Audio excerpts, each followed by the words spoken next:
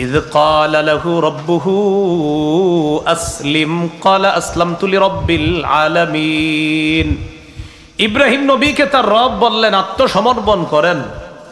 ইব্রাহিম নবী বললেন আসলামতু লিরাব্বিল আলামিন, আমি বিশ্ব জগতের রবের কাছে আত্মসমর্পণ করলাম, আমি বিশ্ব জগতের রবের কাছে ঝুঁকে গেলাম, নত হলাম। আমার নাম আব্দুর রহমান, আমি আল্লাহকে বিশ্বাস করি। আপনি মুসলমান? হ্যাঁ মুসলমান। কিভাবে? আল্লাহর যত বিধিবিধান আছে সমস্ত বিধিবিধান আমি সারান্ডার করে, মাথা নত করে, বিধিবিধানের সামনে আমি আত্মসমর্পণ করে আল্লাহর বিধানগুলো আমি মেনে নিয়েছি, এজন্য আমি মুসলমান। আমি ইমানদার কেন? আমি বিশ্বাস করি আল্লাহ ছাড়া কোনো ইলাহ নাই। আমি মুসলমান কেন? যে আল্লাহর আদেশ নিষেধগুলা আমি মাথা পেতে মেনে নিয়েছি, এজন্য আমি মুসলমান। এখন আপনারা বলেন তো মুসলমান খুঁজে পাওয়া যাবে? হ্যাঁ, এই তো দেখছেন সব চুপ হয়ে গেলেন, কারণ টেনশন এসে গেছে, হুজুর কি বললেন এটা। এই জন্য বললাম অসংখ্য মানুষ আছে পরিচয় মুমিন, আব্দুর রহমানের ছেলে আব্দুর রহিম, কিন্তু বাবাও নামাজ পড়ে না, ছেলেও পড়ে না। ভাই আপনারা দুজন মুসলমান? কাত মিয়া পাক্কা মুসলমান। নামাজ পড়েন? মুসলমান তো নামাজ না পড়ে থাকতে পারে না। রোজা রাখছেন? রোজা না রাখলেও ইমান আছে ভিতরে। তাহলে আল্লাহ কি বললেন? হে ইমানদার ইসলামে প্রবেশ করো, হে ইমানদার ইসলামে প্রবেশ করো। এখান থেকে বোঝা যায় অসংখ্য মানুষ ইমান আছে কিন্তু ইসলামে এখনো পরিপূর্ণ প্রবেশ করেনি। আল্লাহ আমাদের সকলকে দ্বিতীয় শর্ত পূরণ করার তৌফিক দান করুন। তাহলে বর্তমান পরিস্থিতি থেকে উত্তরণের 1 নাম্বার উপায় ইমানি শক্তি অর্জন, 2 নাম্বার উপায় ইসলামে পরিপূর্ণ রূপে অনুপ্রবেশ করা, 3 নাম্বার উপায়, এটা আমার সাথে একটু বলেন তাহলে মনে থাকবে। বলেন, দ্বীনের সঠিক জ্ঞান অর্জন করে সেই অনুযায়ী আমল করা। দ্বীনের সঠিক জ্ঞান অর্জন করে সেই অনুযায়ী আমল করা। তিরমিজির হাদিসে আছে, লা তাজুলু কদামা ইবনি আদম হাত্তা ইউসআলা আন খামসিন। কিয়ামতের ময়দানে আদম সন্তানের 2 পা নড়বে না 5টি প্রশ্ন করার আগ পর্যন্ত। 1 নাম্বার জীবন সম্পর্কে প্রশ্ন করা হবে, জীবন কোন কাজে কাটিয়েছ। 2 নাম্বার যৌবন সম্পর্কে জিজ্ঞাসা করা হবে, যৌবন কিভাবে কাটিয়েছ। 3 নাম্বার জিজ্ঞাসা করা হবে সম্পদ সম্পর্কে, মিন আইনা ইকতাসাবা ওয়া ফিমা আনফাকা, সম্পদ কোথা থেকে অর্জন করেছে 3 নাম্বার। 4 নাম্বার কোন খাতে ব্যয় করেছে। এটা একটু গুরুত্ব সহকারে শোনেন তো। 3 নাম্বার আয় করেছেন কোত্থেকে, 4 নাম্বার ব্যয় করেছেন কোথায়। অনেক মানুষ আছে আয় করে হালাল কিন্তু ব্যয় করে হারাম খাতে, এটাও জবাবদিহিতা করতে হবে। যেমন হালাল আয় করছে কিন্তু সে ব্যয় করে হারাম খাতে, গুনাহের কাজে সে শরীক হয়। হালাল টাকা উপার্জন করে সে জুয়া খেলে, তাহলে উপার্জন হালাল হলো কিন্তু জুয়া খেলা হারাম। বলেন, উপার্জন হালাল কিন্তু জুয়া খেলা হারাম। হালাল উপার্জন করছে, গানের অনুষ্ঠানে টাকা দিয়ে সহযোগিতা করছে, তাহলে উপার্জন হালাল কিন্তু সহযোগিতাটা কি হলো? হারাম হয়ে গেল। তো অসংখ্য মানুষের আয়ের খাত হালাল কিন্তু ব্যয়ের খাত হারাম। 3 নাম্বার প্রশ্ন হবে তুমি উপার্জন করেছো কোন খাত থেকে। 4 নাম্বার প্রশ্ন হবে ব্যয় করেছো কোথায়। প্রিয় ভাইয়েরা, এখানে যারা আছেন অসংখ্য মানুষ আপনারা আছেন, আপনার কামাই হালাল মাশাআল্লাহ, কিন্তু আপনি এই হালাল কামাই দিয়ে আপনি হারাম কাজ করেন। যেমন ঘরে 32 ইঞ্চি একটা বাক্স আপনি কিনছেন, এটা আপনি কিনছেন। আপনি বলবেন, হুজুর আমি তো খবর দেখি। সুন্দর কথা কইছো, আমি খবর টবর দেখি। আপনি তো খবর দেখেন, আর যে কত কিছু দেখা হয় সেটা আপনি জানেনও না। যদি আপনার ওইটা দিয়ে হারাম কাজ করা হয় তার মানে আপনি টাকা হারাম কাজে ব্যয় করছেন। এই ঠিক মানে মোবাইল ওয়ালারাও বেঁচে যান নাই। আপনি মোবাইল ক্রয় করেছেন হালাল টাকা দিয়ে। মোবাইল ক্রয় করার পর আপনি যতক্ষণ জাগ্রত থাকেন এই ততক্ষণের মধ্যে বেশি সময় আপনি গুনাহে কাটাইতেছেন। আপনি কি করেন? গুনাহ করেন। তা আল্লাহর কাছে জবাবদিহিতা করতে হবে। তুমি যে হালাল টাকা দিয়ে মোবাইল ক্রয় করলা, এরপরে যে তুমি হারাম কাজ করলা, এটার জবাব দিতে হবে। বোঝা গেল আপনার হালাল উপার্জন এটা হালাল হতে হবে, আর যেই খাতে আপনি ব্যয় করবেন সেটাও আপনার হালাল হতে হবে। আল্লাহ আমাদের সকলকে কথাগুলা বোঝার তৌফিক দান করেন। তাহলে জীবন, যৌবন, উপার্জন কোত্থেকে করেছেন, 4 নাম্বার কোথায় ব্যয় করেছেন, 5 নাম্বার প্রশ্ন হবে ওয়া বিমাযা আমিলা ফীমা আলিমা, যা জেনেছে জানা অনুযায়ী আমল করেছে কিনা, এটা হবে 5 নাম্বার প্রশ্ন। তাহলে বর্তমান পরিস্থিতি থেকে উত্তরণের 3 নাম্বার উপায় জানলাম, দ্বীনের সঠিক জ্ঞান অর্জন করে সেই অনুযায়ী আমল করা। তো দ্বীনের সঠিক জ্ঞান অর্জন করার পর আমল করেছি কিনা, কিয়ামতের ময়দানে 5 প্রশ্নের মধ্যে একটা প্রশ্ন হবে তুমি যা জানলা সেটা তুমি মেনেছো কিনা, এই প্রশ্ন হবে 3 নাম্বার। আপনার 5টা প্রশ্নের মধ্যে একটা প্রশ্ন হবে এটা। তাহলে 3 নাম্বার উপায় দ্বীনের সঠিক জ্ঞান অর্জন করে সেই অনুযায়ী আমল করা। এবার দ্বীনের সঠিক জ্ঞান কি জিনিস মন দিয়ে একটু শোনেন। আপনি 365 দিন আল্লাহকে সেজদা করলেন, এটা দ্বীনের সঠিক জ্ঞান। 365 দিনের মধ্যে একদিন আপনি চুপে চুপে কোথায় জানি গেছেন, যাওয়ার পর এদিক সেদিক তাকায়া আবেগে এরকম একটা জায়গায় সেজদা দিয়ে দিছেন। আপনি 365 দিন আল্লাহকে সেজদা দেন, হঠাৎ একদিন কোথায় জানি গেছেন, যাওয়ার পরে এদিক সেদিক তাকায়া চুপে চুপে আস্তে একটা সেজদা দিয়ে দিছেন আরেক জায়গায়। এখন এই যে সেজদাটা দিলেন, এলাকার একজন দেখে বলছে, কাকা আপনি এটা কি করলেন? কয় এটা দিলে আমার ভিতরে একটা হিট আসে, একটা আবেগ কাজ করে। এই জাতীয় সেজদা যারা দেয় না, ওরা আপনারা যুক্তি দিবে এটা দিলে ভিতরে আবেগ কাজ করে, ভিতরে হিট আসে, ভিতরে ভালো লাগে। নাউজুবিল্লাহ পড়েন। এক সেজদার কারণে আগে যে আমলগুলা করলেন সব বরবাদ হয়ে গেছে। সূরা জুমারের 65 নম্বর আয়াতে আল্লাহ বলেন, লাইন আশরাকতা লায়াহবাতান্না আমালুকা, যদি তুমি শিরিক করো তাহলে অবশ্যই অবশ্যই তোমার সব আমল বরবাদ হয়ে যাবে। বলি নাউজুবিল্লাহ। তাহলে শিরিক করলে আমল বরবাদ হয়ে যায়, শিরিক করলে আমল বরবাদ। তাহলে দ্বীনের সঠিক জ্ঞান অর্জন করে সেই অনুযায়ী আমল করা। দ্বীনের সঠিক জ্ঞান, বলেন তো সেজদা কাকে করব? আল্লাহ ছাড়া কাউকে সেজদা করা, এটা কি সঠিক জ্ঞান না ভুল জ্ঞান? হ্যাঁ, মনে রাখতে হবে সঠিক জ্ঞান হলো আল্লাহকে সেজদা করা, এটা আমি শিখেছি এবং আল্লাহকে সেজদা করব, এই আমল করা, এটা হলো দ্বীনের সঠিক জ্ঞান। আর কেউ যদি আপনাকে বুঝায় না আল্লাহ ছাড়াও অন্য জায়গায় সেজদা দেওয়ার বৈধতা আছে, এটা সঠিক জ্ঞান না, এটা ভুল জ্ঞান, ওই জ্ঞান আপনাকে জাহান্নামী বানাবে। তাহলে আমাদের বর্তমান পরিস্থিতি থেকে উত্তরণের 1 নম্বর উপায় ঈমানি শক্তি অর্জন, 2 নাম্বার ইসলামে পরিপূর্ণভাবে প্রবেশ, 3 নাম্বার দ্বীনের সঠিক জ্ঞান অর্জন করে সেই অনুযায়ী আমল করা, 4 নাম্বার এটাও একটু বলেন, বলেন দ্বীনের সঠিক জ্ঞান অর্জন করে সেই জ্ঞান অন্যের কাছে প্রচার করা, এটা 4 নাম্বার। 3 নাম্বার হলো দ্বীনের সঠিক জ্ঞান অর্জন করে নিজে আমল করা, 4 নাম্বার দ্বীনের সঠিক জ্ঞান অন্যের কাছে প্রচার করা, এটা হলো 4 নাম্বার। রাসূলুল্লাহ সাল্লাল্লাহু আলাইহি সাল্লামকে লক্ষ্য করে আল্লাহ বলেন, ইয়া আইয়ুহার রাসূলু বাল্লিগ মা উনজিলা ইলাইকা মির রাব্বিক, হে রাসূল আপনি তাবলীগ করেন, আপনি প্রচার করেন, মা উনজিলা ইলাইকা মির রাব্বিক, আপনার রবের পক্ষ থেকে আপনার কাছে যা নাজিল করা হয়েছে এটা আপনি প্রচার করেন।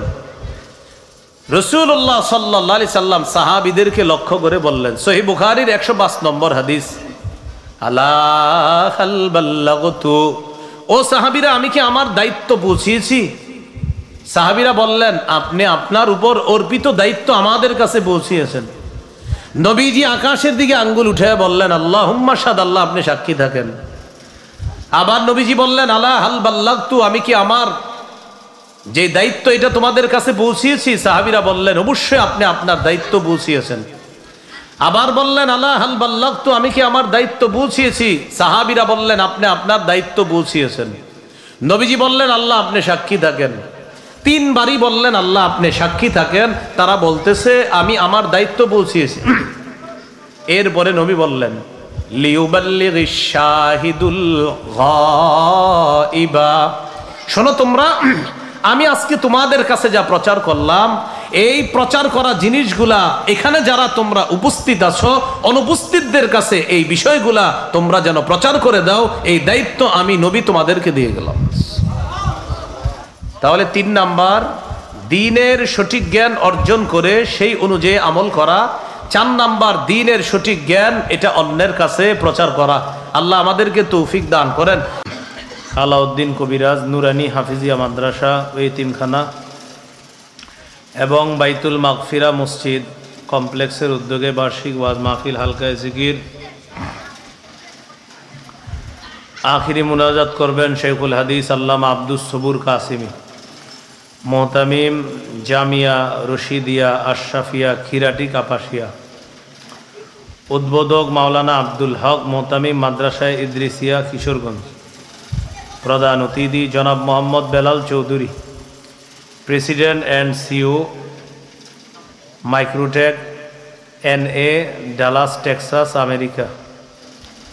গুরুত্বপূর্ণ আলোচনা করেছেন মুফতি ওবায়দুল্লাহ আল ফয়জি, মাওলানা সাইফুল্লাহ প্রধান, মুফতি মহিউদ্দিন আশরাফি দামাত বরকাতুহুমুল আলিয়া। সভাপতি মোহাম্মদ আলাউদ্দিন, প্রতিষ্ঠাতা ও সভাপতি অত্র মাদ্রাসা। সার্বিক যোগাযোগ তত্ত্বাবধানে মাওলানা আলী হোসেন, মোহতামিম অত্র মাদ্রাসা। উপস্থিত হজরত উলামায়ে কেরাম, মুসলমান ভাইরা, আল্লাহ তাআলার দরবারে শুকরিয়া আদায় করছি। আল্লাহ আমাদেরকে এই মাহফিলে উপস্থিত হওয়ার তৌফিক দান করেছেন, বলি আলহামদুলিল্লাহ। বর্তমান পরিস্থিতি সারা পৃথিবীতে মুসলমানদের এমন একটা অবস্থা, চারদিকে শুধু মুসলমানদের ব্যাপারে দুঃসংবাদ আসে, নির্যাতনের খবর আসে, তাদের উপর জুলুম করা, নির্যাতন করা, এই জাতীয় খবর প্রতিনিয়ত আমাদের সামনে আসে। 800 বছর শাসন করা জাতি, 400 বছর শাসন করা জাতি, এইভাবে কেন আমরা পিছিয়ে গেলাম? মুসলমান 800 বছর শাসন করছে, আর এই ভারত উপমহাদেশ প্রায় 400 বছর, তো এরপরেও আমরা পিছিয়ে গেলাম কেন? এজন্য আজকের আলোচ্য বিষয় বর্তমান পরিস্থিতি থেকে মুসলমানদের উত্তরণের উপায়। বর্তমান যে পরিস্থিতি থেকে মুসলমানের উত্তরণের উপায়। বর্তমান নাজুক পরিস্থিতিতে মুসলমানের উত্তরণের 1 নম্বর উপায় হলো ঈমানি শক্তি অর্জন করা। কি অর্জন করা? এখান থেকে বিপরীত প্রশ্ন আসে, তাহলে হুজুর আমাদের ঈমানি শক্তি কমে গেছে? জি, কমে গেছে।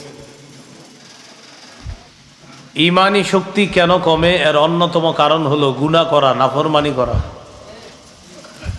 নাফরমানির কারণে ঈমানি শক্তি কমে যায়। বিশেষ করে নিয়মিত গোপনে পাপ করার কারণে ঈমানি শক্তি কমে যায়। এইখানে আমরা যারা আছি অথবা আশেপাশে যারা আমার বয়ান শুনছে,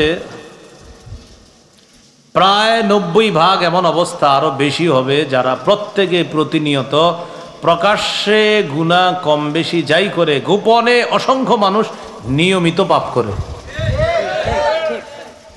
নিয়মিত পাপ করে। এই জন্য আল্লাহ তাআলা সূরা আনআমের 120 নম্বর আয়াতে বলেন, ওয়াদারু যাহিরাল ইসমি ওয়া বাতিনা, তোমরা প্রকাশ্য গুনাহ ছেড়ে দাও, গোপন গুনাহ ছেড়ে দাও। সূরা আনআমের 151 নম্বর আয়াতে আল্লাহ বলেন, ওয়ালা তাকরাবুল ফাওয়াহিশা মা যাহারা মিনহা ওয়া মা বাতান, তোমরা প্রকাশ্য অশ্লীলতার কাছে যেও না, গোপন অশ্লীলতার কাছে যেও না। উত্তরণের উপায়, মুসলমানদের ঈমানি শক্তি অর্জন করতে হবে। তো আমরা জানলাম ঈমানি শক্তি কমে গুনার কারণে, তাহলে ঈমানি শক্তি বাড়বে কিভাবে? গুনাহ ছেড়ে দিলে। কি করলে? গুনাহ ছেড়ে দিলে ঈমানি শক্তি বাড়বে। গুনাহ ছেড়ে দেওয়ার চ্যালেঞ্জ কেউ নিতে রাজি না। 100 রাকাত নফল নামাজ পড়তে যদি বলি, সবাই হাত তুলবে, হুজুর এটা কোনো ব্যাপার না। একটা সগীরা গুনাহ করা যাবে না আগামী 24 ঘন্টা, এই চ্যালেঞ্জ নিতে বললে হাত উপরে উঠতে গিয়ে উঠবে না। কেন উঠবে না? হাত যেই মাত্র উপরে উঠতে যাবে তখনই মনে পড়বে আমি তো সুদ খাই, আমি কিভাবে গুনাহ ছাড়বো। তো যে সুদের কারবারে জড়িয়ে আছে সে সার্বক্ষণিক গুনাহের মধ্যেই আছে, সে গুনাহ ছাড়বে কিভাবে বলেন। হাত উপরে উঠতে গিয়ে হাত নেমে যাবে যে আমার বিবি তো পর্দা করে না, আর বিবিকে সে পর্দার কথা বলেও না। তো এই জন্য দেখবেন প্রত্যেককে পরীক্ষা করেন, দেখবেন আমরা কোনো না কোনো ভয়ঙ্কর নাফরমানির মধ্যে জড়িয়ে আছি। এই জন্য আমাদের ঈমানি শক্তি কমে যাচ্ছে। তাই আমাদের অধপতন থেকে বাঁচার উপায় ঈমানি শক্তি অর্জন করা। ঈমানি শক্তি অর্জন করার অন্যতম উপায় নাফরমানি ছেড়ে দেওয়া। আল্লাহ আমাদেরকে গুনাহ থেকে হেফাজত করেন। মুসলমানদের ঈমানি শক্তি যদি থাকে, সংখ্যায় যদি কম হয়, এদের সাথে বিজয়ের ওয়াদা আছে। মুমিন যারা তাদের সংখ্যা যদি কম হয়, যদি তাদের ঈমান মজবুত থাকে, তাহলে তাদের সাথে আল্লাহর ওয়াদা আছে, সাহায্য করবে আল্লাহ। 2 পারার 20 নম্বর পৃষ্ঠা, লম্বা একটা ঘটনা আলোচনা আছে ওখানে। তালুত নামে এক বাদশাহ, মুসলমান বাদশাহ, একদল মুমিনদেরকে নিয়ে রওনা করছে জালেম জালুতের সাথে লড়াই করার জন্য। রওনা করছে বড় একটা বাহিনী নিয়ে। তাদের ঈমানি শক্তি পরীক্ষা করছে, করার পর বাহিনী কমতে কমতে ছোট্ট একটা বাহিনী রয়েছে, টিকে আছে। জালেমদের বিরুদ্ধে লড়াই করার জন্য বাহিনী প্রথমে ছিল বড়, পরীক্ষায় উত্তীর্ণ হয়ে ছোট্ট একটা দল টিকে আছে, যারা ঈমানির পরীক্ষা দিয়ে টিকে গেছে। এদের সংখ্যা মাত্র 300 জনের বেশি। তাদেরকে নিয়ে মুসলমান বাদশাহ তালুত গেলেন নদী পার হয়ে ওপাশে জালেম জালুতের সাথে লড়াই করার জন্য। নিজেরা নিজেদের দল দেখে বলতেছে এত ছোট দল, আমরা পারবো তাদের সাথে? তখন তাদেরই আরেক দল বলল, কাম মিন ফিআতিন কলিলাতিন গালাবাত ফিআতান কাসীরাতাম বিইذনিল্লাহ। কত ছোট দল আল্লাহর হুকুমে কত বড় বাহিনীকে পরাজিত করে দিয়েছে। আল্লাহ চাইলে আমরা যদি ঈমানের উপর অটল থাকি, আমরা ছোট হলেও জালেমদের বিরুদ্ধে আল্লাহ আমাদেরকে বিজয় দান করবে। এখান থেকে কি বোঝা যায়? দল কম হোক বেশি হোক, অস্ত্র শক্তি কম থাকুক বেশি থাকুক, যদি ঈমানি শক্তি থাকে এই দলের সাথে আল্লাহর ওয়াদা আছে। আল্লাহ আমাদেরকে ঈমানি শক্তিতে বলিয়ান হওয়ার তৌফিক দান করেন। ঈমানি শক্তি থাকলে 313 জন 70টা উট নিয়ে, 2টা ঘোড়া নিয়ে আর 8টা তরবারি নিয়ে সশস্ত্র 1000 বাহিনীকে হারায়া দিছে বদর যুদ্ধে। 313 জন 70টা উট, 2টা ঘোড়া, 8টা তরবারি নিয়ে সশস্ত্র 1000 বাহিনীর বিরুদ্ধে মাত্র 313 জনের এই দলটাকে ঈমান মজবুত হওয়ার কারণে আল্লাহ বিজয় দান করছে। খালিদ ইবনুল ওয়ালিদ রাদিয়াল্লাহু তাআলা 60 জন খাঁটি মুমিন নিয়ে 60,000-এর বিরুদ্ধে বিজয় লাভ করছে। কয়জন নিয়ে? কয় হাজারের বিরুদ্ধে। আমরা বাংলাদেশে মুসলমানের সংখ্যা কয় পার্সেন্ট বলে না? এরপরেও আমাদের হালাত এমন, আমরা ছাড়া অন্যরা কিছু বললে এটার গুরুত্ব বেশি হয়, তো মুসলমান কিছু বললে এটা কেমন যেন না শোনার বান করে সবাই।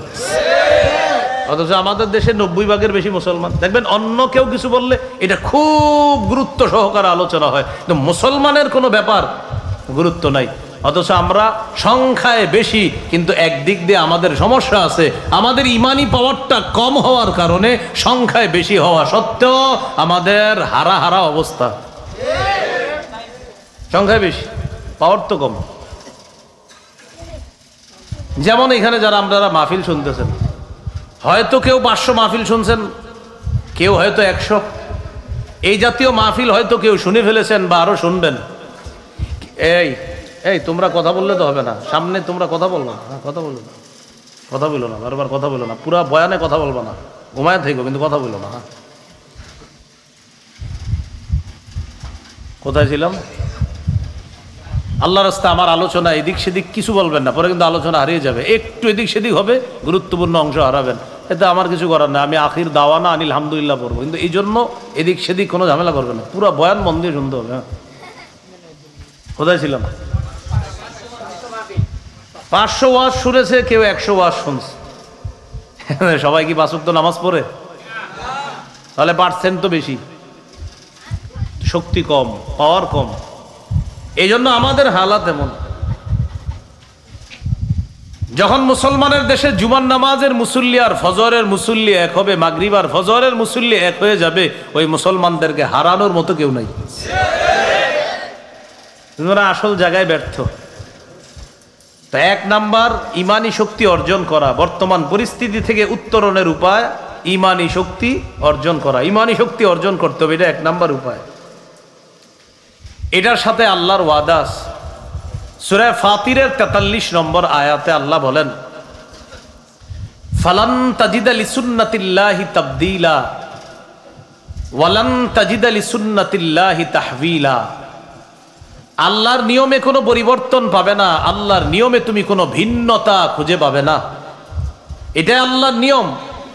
ইমানি শক্তি থাকবে তো তাদেরকে সাহায্য করা, এটা আল্লাহর ওয়াদা, আর এটাই আল্লাহর চলমান নিয়ম। এই নিয়ম এই যুগেও যদি পালিত হয় যে ইমানি শক্তিতে আমরা বলিয়ান, সংখ্যায় যদি কম হয়, ওই জাতিকে আল্লাহ সাহায্য করবেনই করবেন, কোনো সন্দেহ নাই। আল্লাহ আমাদেরকে ইমানি শক্তি মজবুতভাবে অর্জন করার তৌফিক দান করেন। এগুলো 1 নাম্বার উপায়, ইমানি শক্তি অর্জন করা। বর্তমান পরিস্থিতি থেকে বাঁচার 2 নাম্বার উপায়, ইসলামে পরিপূর্ণ রূপে প্রবেশ করা। কোথায়? সূরা বাকারার 208 নম্বর আয়াতে আল্লাহ বলেন, ইয়া আইয়ুহাল্লাযীনা আমানু দুখুলু ফিস-সিলমি কাফা। হে ইমানদারগণ, তোমরা ইসলামে পরিপূর্ণ রূপে প্রবেশ করো। ডাক দিলেন ইমানদার বলে, ইসলামে পরিপূর্ণ প্রবেশ করতে বললেন।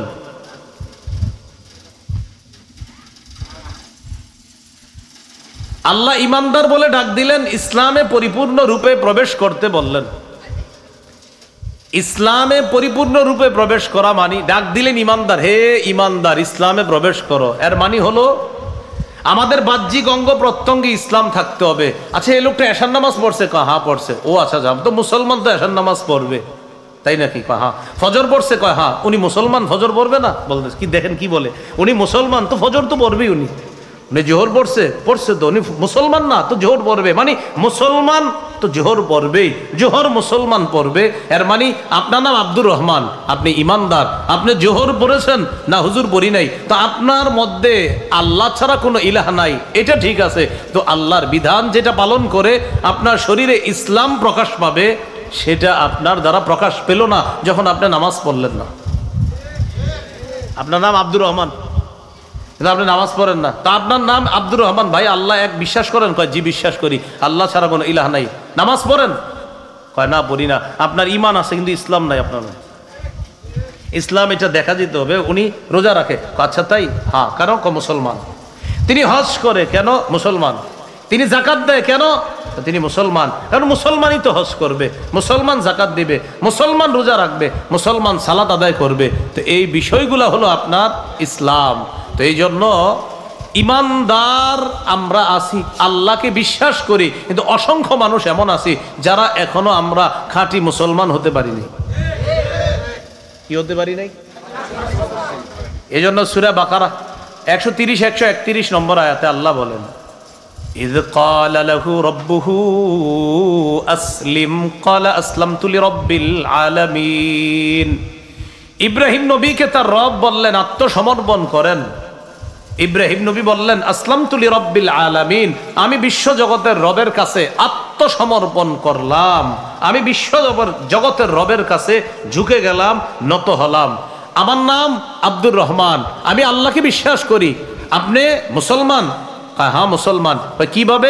আল্লাহর যত বিধিবিধান আছে সমস্ত বিধিবিধান আমি সারান্ডার করে, মাথা নত করে, বিধিবিধানের সামনে আমি আত্মসমর্পণ করে আল্লাহর বিধানগুলো আমি মেনে নিয়েছি, এজন্য আমি মুসলমান। আমি ইমানদার কেন? আমি বিশ্বাস করি আল্লাহ ছাড়া কোনো ইলাহ নাই। আমি মুসলমান কেন? যে আল্লাহর আদেশ নিষেধগুলা আমি মাথা পেতে মেনে নিয়েছি, এজন্য আমি মুসলমান। এখন আপনারা বলেন তো, মুসলমান খুঁজে পাওয়া যাবে? হ্যাঁ, এই তো দেখছেন সব চুপ হয়ে গেলেন, কারণ টেনশন এসে গেছে, হুজুর কি বললেন এটা। এই জন্য বললাম অসংখ্য মানুষ আছে পরিচয় মুমিন, আব্দুর রহমানের ছেলে আব্দুর রহিম, কিন্তু বাবাও নামাজ পড়ে না, ছেলেও পড়ে না। ভাই আপনারা দুজন মুসলমান? কাত মিয়া পাক্কা মুসলমান। নামাজ পড়েন? মুসলমান তো নামাজ না পড়ে থাকতে পারে না। রোজা রাখছেন? রোজা না রাখলেও ইমান আছে ভিতরে। তাহলে আল্লাহ কি বললেন? হে ইমানদার, ইসলামে প্রবেশ করো। হে ইমানদার, ইসলামে প্রবেশ করো। এখান থেকে বোঝা যায় অসংখ্য মানুষ ইমান আছে কিন্তু ইসলামে এখনো পরিপূর্ণ প্রবেশ করেনি। আল্লাহ আমাদের সকলকে দ্বিতীয় শর্ত পূরণ করার তৌফিক দান করুন। তাহলে বর্তমান পরিস্থিতি থেকে উত্তরণের 1 নাম্বার উপায় ইমানি শক্তি অর্জন, 2 নাম্বার উপায় ইসলামে পরিপূর্ণ রূপে অনুপ্রবেশ করা, 3 নাম্বার উপায়, এটা আমার সাথে একটু বলেন তাহলে মনে থাকবে। বলেন, দ্বীনের সঠিক জ্ঞান অর্জন করে সেই অনুযায়ী আমল করা। দ্বীনের সঠিক জ্ঞান অর্জন করে সেই অনুযায়ী আমল করা। তিরমিজির হাদিসে আছে, লা তাজুলু কদামা ইবনি আদম হাত্তা ইউসআলা আন খামসিন। কিয়ামতের ময়দানে আদম সন্তানের 2 পা নড়বে না 5টি প্রশ্ন করার আগ পর্যন্ত। 1 নাম্বার জীবন সম্পর্কে প্রশ্ন করা হবে, জীবন কোন কাজে কাটিয়েছ। 2 নাম্বার যৌবন সম্পর্কে জিজ্ঞাসা করা হবে, যৌবন কিভাবে কাটিয়েছ। 3 নাম্বার জিজ্ঞাসা করা হবে সম্পদ সম্পর্কে, মিন আইনা ইকতাসাবা ওয়া ফিমা আনফাকা, সম্পদ কোথা থেকে অর্জন করেছে 3 নাম্বার। 4 নাম্বার কোন খাতে ব্যয় করেছে। এটা একটু গুরুত্ব সহকারে শোনেন তো। 3 নাম্বার আয় করেছেন কোত্থেকে, 4 নাম্বার ব্যয় করেছেন কোথায়। অনেক মানুষ আছে আয় করে হালাল কিন্তু ব্যয় করে হারাম খাতে, এটাও জবাবদিহিতা করতে হবে। যেমন হালাল আয় করছে কিন্তু সে ব্যয় করে হারাম খাতে, গুনাহের কাজে সে শরিক হয়। হালাল টাকা উপার্জন করে সে জুয়া খেলে, তাহলে উপার্জন হালাল হলো কিন্তু জুয়া খেলা হারাম। বলেন, উপার্জন হালাল কিন্তু জুয়া খেলা হারাম। হালাল উপার্জন করছে, গানের অনুষ্ঠানে টাকা দিয়ে সহযোগিতা করছে, তাহলে উপার্জন হালাল কিন্তু সহযোগিতাটা কি হলো? হারাম হয়ে গেল। তো অসংখ্য মানুষের আয়ের খাত হালাল কিন্তু ব্যয়ের খাত হারাম। 3 নাম্বার প্রশ্ন হবে তুমি উপার্জন করেছো কোন খাত থেকে। 4 নাম্বার প্রশ্ন হবে ব্যয় করেছো কোথায়। প্রিয় ভাইয়েরা, এখানে যারা আছেন অসংখ্য মানুষ আপনারা আছেন, আপনার কামাই হালাল মাশাআল্লাহ, কিন্তু আপনি এই হালাল কামাই দিয়ে আপনি হারাম কাজ করেন। যেমন ঘরে 32 ইঞ্চি একটা বাক্স আপনি কিনছেন, এটা আপনি কিনছেন। আপনি বলবেন, হুজুর আমি তো খবর দেখি। সুন্দর কথা কইছে, আমি খবর দেখি। আপনি তো খবর দেখেন, আর যে কত কিছু দেখা হয় সেটা আপনি জানেনও না। যদি আপনার ওইটা দিয়ে হারাম কাজ করা হয় তার মানে আপনি টাকা হারাম কাজে ব্যয় করছেন। এই ঠিক মানে মোবাইল ওয়ালারাও বেঁচে যান নাই। আপনি মোবাইল ক্রয় করেছেন হালাল টাকা দিয়ে। মোবাইল ক্রয় করার পর আপনি যতক্ষণ জাগ্রত থাকেন এই ততক্ষণের মধ্যে বেশি সময় আপনি গুনাহে কাটাইতেছেন। আপনি কি করেন? গুনাহ করেন। তা আল্লাহর কাছে জবাবদিহিতা করতে হবে। তুমি যে হালাল টাকা দিয়ে মোবাইল ক্রয় করলা, এরপরে যে তুমি হারাম কাজ করলা, এটার জবাব দিতে হবে। বোঝা গেল আপনার হালাল উপার্জন এটা হালাল হতে হবে, আর যেই খাতে আপনি ব্যয় করবেন সেটাও আপনার হালাল হতে হবে। আল্লাহ আমাদের সকলকে কথাগুলা বোঝার তৌফিক দান করেন। তাহলে জীবন যৌবন উপার্জন কোত্থেকে করেছেন, 4 নাম্বার কোথায় ব্যয় করেছেন।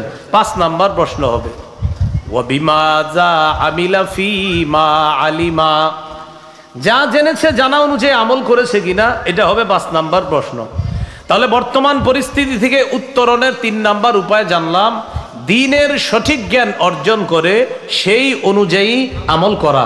তো দ্বীনের সঠিক জ্ঞান অর্জন করার পর আমল করেছি কিনা, কিয়ামতের ময়দানে 5 প্রশ্নের মধ্যে একটা প্রশ্ন হবে তুমি যা জানলা সেটা তুমি মেনেছো কিনা, এই প্রশ্ন হবে 3 নম্বর।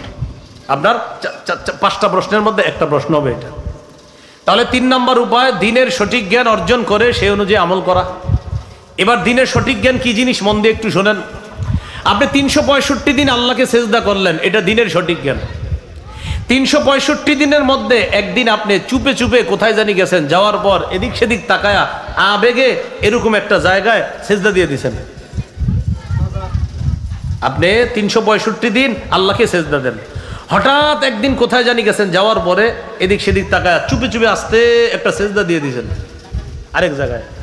এখন এই যে সেজদাটা দিলেন, এলাকার একজন দেখে বলছে, কাকা আপনি এটা কি করলেন?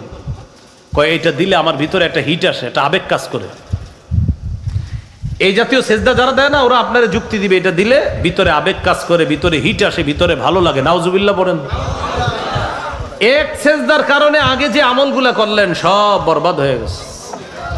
সূরা জুমারের 65 নম্বর আয়াতে আল্লাহ বলেন, লাইন আশরাকতা লায়াহবাতান্না আমালুকা, যদি তুমি শিরিক করো তাহলে অবশ্যই অবশ্যই তোমার সব আমল বরবাদ হয়ে যাবে। বলি নাউজুবিল্লাহ।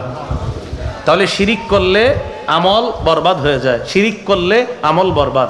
তাহলে দ্বীনের সঠিক জ্ঞান অর্জন করে সেই অনুযায়ী আমল করা। দ্বীনের সঠিক জ্ঞান, বলেন তো সেজদা কাকে করব?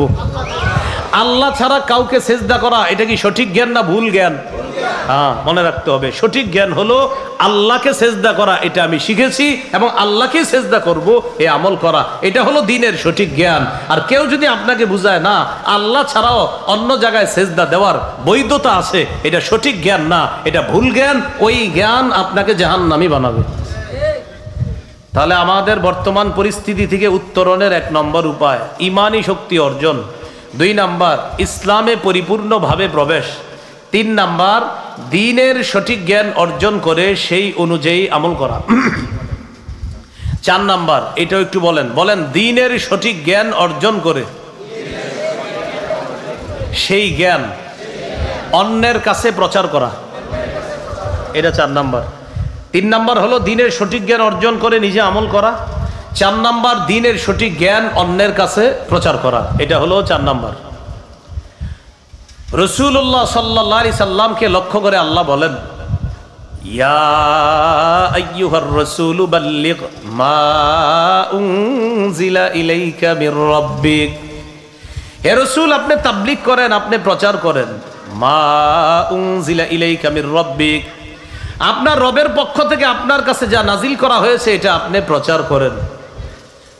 রাসূলুল্লাহ সাল্লাল্লাহু আলাইহি সাল্লাম সাহাবীদেরকে লক্ষ্য করে বললেন, সহিহ বুখারীর 105 নম্বর হাদিস, আলা হাল বাল্লাগতু, ও সাহাবীরা আমি কি আমার দায়িত্ব পৌঁছিয়েছি? সাহাবীরা বললেন, আপনি আপনার উপর অর্পিত দায়িত্ব আমাদের কাছে পৌঁছিয়েছেন। নবীজি আকাশের দিকে আঙ্গুল উঠে বললেন, আল্লাহুম্মা শাহাদ, আল্লাহ আপনি সাক্ষী থাকেন। আবার নবীজি বললেন, আলা হাল বাল্লাগতু, আমি কি আমার যে দায়িত্ব এটা তোমাদের কাছে পৌঁছিয়েছি? সাহাবীরা বললেন, অবশ্যই আপনি আপনার দায়িত্ব পৌঁছিয়েছেন। আবার বললেন, আলা হাল বাল্লাগতু, আমি কি আমার দায়িত্ব পৌঁছিয়েছি? সাহাবীরা বললেন, আপনি আপনার দায়িত্ব পৌঁছিয়েছেন। নবীজি বললেন, আল্লাহ আপনি সাক্ষী থাকেন। 3 বারই বললেন, আল্লাহ আপনি সাক্ষী থাকেন। তারা বলতেছে আমি আমার দায়িত্ব পৌঁছিয়েছি।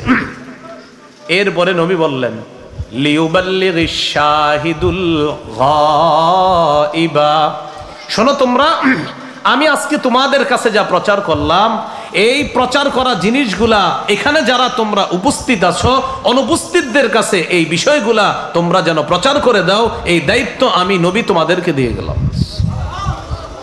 তাহলে 3 নাম্বার দ্বীনের সঠিক জ্ঞান অর্জন করে সেই অনুযায়ী আমল করা, 4 নাম্বার দ্বীনের সঠিক জ্ঞান এটা অন্যের কাছে প্রচার করা।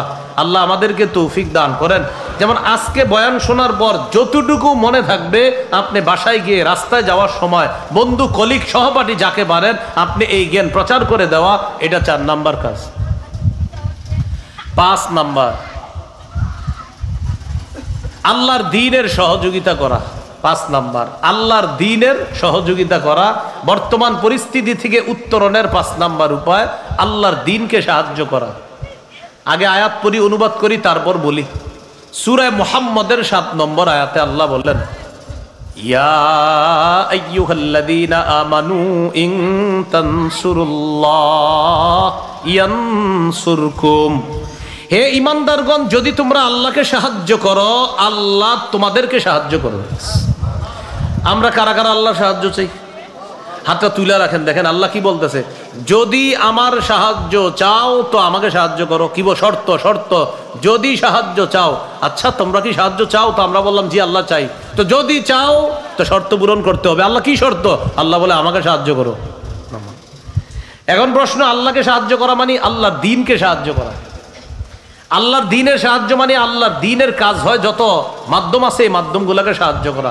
মসজিদ, মাদ্রাসা, আপনার দাতব্য প্রতিষ্ঠান, বিভিন্ন সংস্থা, ভালো কাজের সংস্থা, এইগুলাকে সহযোগিতা করা মানে আল্লাহর দ্বীনের সহযোগিতা করা। বিশেষ করে আল্লাহর কালিমা বুলন্দ করার জন্য যারা আল্লাহর রাস্তায় জিহাদ করে তাদেরকে সাহায্য করা মানে হলো আল্লাহর দ্বীনের সহযোগিতা করা। মুজাহিদদেরকে সাহায্য করা মানে হলো আল্লাহর দ্বীনকে সাহায্য করা। আর আল্লাহর দ্বীনকে সাহায্য করলে আল্লাহর ওয়াদা, আল্লাহ আমাকে সাহায্য করবে। কিন্তু বাস্তবতা হলো, মুজাহিদ শব্দটা শুনলেই তো অনেকের মধ্যে শুরু হয়ে যায় অ্যালার্জি, যে হুজুর এটা কি বললেন আপনি, ওয়াজ তো তখন ঠিক ছিল। এরকম যদি হয়ে যায় তাহলে তো আপনি ওই যে উত্তরণের উপায় থেকে পিছপা হয়ে গেলেন।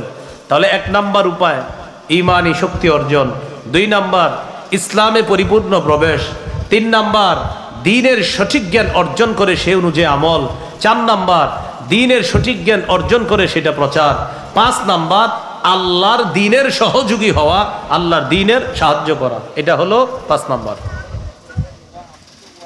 6 নাম্বার, এটা একটু বলেন আমার সাথে, বলেন আল্লাহর কাছে দোয়া করা। কি করা? বেশি বেশি দোয়া করা। আল্লাহ সাহায্য করেন, আল্লাহ গাজাবাসীকে সাহায্য করেন, আল্লাহ ফিলিস্তিনের উপর সাহায্য করেন, আল্লাহ পৃথিবীর নির্যাতিত মুসলমানদেরকে সাহায্য করেন, আল্লাহ বাংলাদেশের মুসলমান যারা আছি আমাদেরকে আপনি সাহায্য করেন, আল্লাহ এদেশে ইসলামী হুকুমত চালু করে দেন, আল্লাহ ইসলামী আইন বাস্তবায়নের জন্য আমরা সবাই যেন কাজ করতে পারি, আপনি তৌফিক দান করেন। এরকম দোয়া করা, এটা 6 নাম্বার কাজ। সূরা নামলের 62 নম্বর আয়াতে আল্লাহ বলেন, আম্মাই ইউজিবুল মুত্তাররা ইযা দাআ। পীড়িত ব্যক্তি যখন দোয়া করে, বলো তোমরা কে সেই সত্তা তার ডাকে সাড়া দেয়। পীড়িত ব্যক্তি যখন আহ্বান করে, ডাকে, বলো সেই সত্তাকে যে তার ডাকে সাড়া দেয়। বলেন সেই সত্তাকে আল্লাহ। আল্লাহর কাছে দোয়া করা, বেশি বেশি দোয়া করা। আল্লাহ তাআলা বলেন, উদউনি আস্তাজিব লাকুম, আমাকে ডাকো আমি তোমাদের ডাকে সাড়া দেই। আমরা আল্লাহকে আস্তে যদি 1 লাখ বার ডাক দেই, আল্লাহ 1 লক্ষ বার সাড়া দিবে। একবার ডাক দিলে আল্লাহ 1 বার সাড়া দিবে। আল্লাহ আমাকে মাফ করেন, আল্লাহ সাথে সাথে আমার ডাকে সাড়া দেয়। আল্লাহ আমার ভাইকে মাফ করেন, আল্লাহ আমার ডাকে সাড়া দেয়। ততবার যা বলবো আল্লাহ আমাদের ডাকে সাড়া দেয়, ততবার আল্লাহ ততবার আমাদের ডাকে কি করে সাড়া দেয়। এখন কথা হলো, হুজুর আমি তো গত 2 বছর দোয়া করি, কই কিছুই তো বুঝতেছি না। আছে না অনেকে? আচ্ছা, আপনি আল্লাহর কাছে দোয়া করলেন, আগামী মাসের 1 তারিখে একটা চাকরির ইন্টারভিউ আছে, আল্লাহ আমার যেন ইন্টারভিউতে আমি পাশ করি, আমি যেন চাকরিটা পেয়ে যাই, আল্লাহর কাছে দোয়া করছেন। প্রথম কথা, দোয়া করার সাথে সাথে সওয়াব পেয়ে গেছেন। আবু দাউদের 1479 নম্বর হাদিস, রাসূলুল্লাহ সাল্লাল্লাহু আলাইহি সাল্লাম বলেন, আদ-দুআউ হুয়াল ইবাদাহ, দোয়া করাটা ইবাদত। দোয়া করাটা ইবাদত। ইউটিউবার ভাইয়ারা, আপনারা বারবার এইভাবে উঠাউঠি করলে আমার সমস্যা হয়, বুঝলেন নাই? এই যে বারবার উঠেন, এতে আমার সমস্যা হয়। উঠেন না, উঠেন না, বারবার উঠেন না, তা আমার সমস্যা হয়।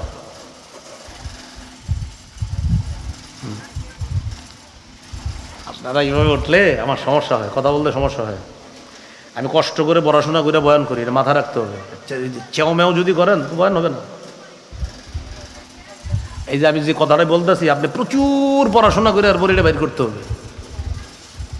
আমি কি মনে করেন যে ওই রাস্তার থেকে আইসি আর করে দিতেছি, হয়ে গেল? বুঝলো না তো? আপনি যদি বের করতে হবে, না আপনারা যদি খালি ওঠেন তো হলো কিভাবে? বয়ান শোনেন, আপনারাও বয়ান শোনেন, খালি উঠাউঠি করে।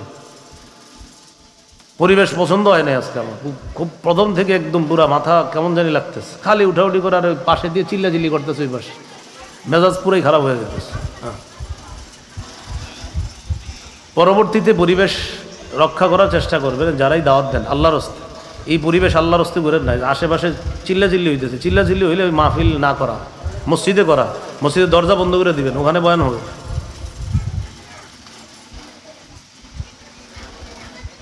গুরুত্বপূর্ণ একটা কথা বলতেছিলাম, দোয়া করা। অনেক মানুষ দোয়া করে, কবুল হয় না, তখন সে নিরাশ হয়ে দোয়া করা ছেড়ে দেয়। দোয়া করে, দোয়া কবুল হয় না, তো চিন্তা করে আর দোয়া করবো না, এটা না করা। দোয়া যতবার করি ততবার আল্লাহ সাড়া দেয়।